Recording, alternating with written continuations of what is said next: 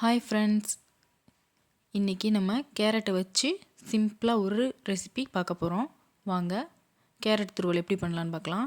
தேவையான பொருள்: கேரட், வெங்காயம், பூண்டு, சீரகம், கடுகு, கருவேப்பிலை, மல்லி இலை, உப்பு, தேவையான அளவு எண்ணெய். இப்போது நம்ம கேரட்டு உங்களுக்கு எந்த அளவு தேவையோ அந்தளவு எடுத்துக்கோங்க. எடுத்து அதை தண்ணியில் நல்லா வாஷ் பண்ணிவிட்டு தோலை நல்லா சீவிக்கோங்க.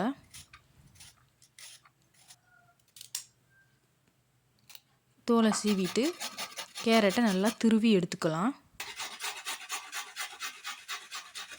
கேரட் நல்லா துருவி எடுத்ததுக்கப்புறம் 2 பல் பூண்டை பொடியாக கட் பண்ணி எடுத்துக்கலாம். தேவையான அளவு கருவேப்பிலை,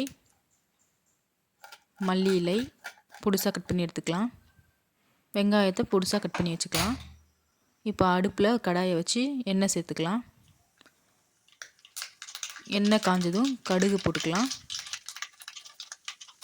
கொஞ்சமாக சீரகம் சேர்த்து நல்லா பொரிய விடுங்க. கருவேப்பிலை சேர்த்துக்கலாம். இப்போ கட் பண்ணி வச்சுருக்கிற வெங்காயத்தை சேர்த்து நல்லா வதக்கிக்கோங்க.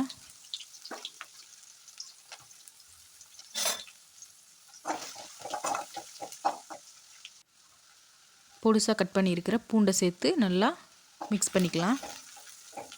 இப்போ துருவின கேரட்டை அதில் சேர்த்துடலாம். சேர்த்து வெங்காயம், பூண்டு, கேரட்டெல்லாம் நல்லா வதக்கி விடுங்க.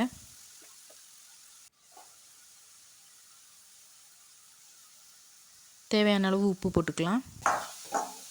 உப்பு சேர்த்து நல்லா வதக்கி விட்டுருங்க.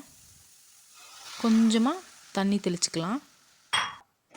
இப்போ கேரட்டை நல்லா வதக்கி விட்டுருங்க. தண்ணியெல்லாம் நல்லா வற்றட்டும்.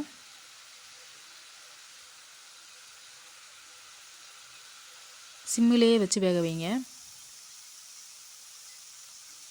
இப்போ தண்ணி ஓரளவு வற்றிருச்சு. கேரட்டை நல்லா வதக்கி விட்டுருங்க. கடைசியாக மல்லி இலையை தூவி ஸ்டவ் ஆஃப் பண்ணிக்கலாம்.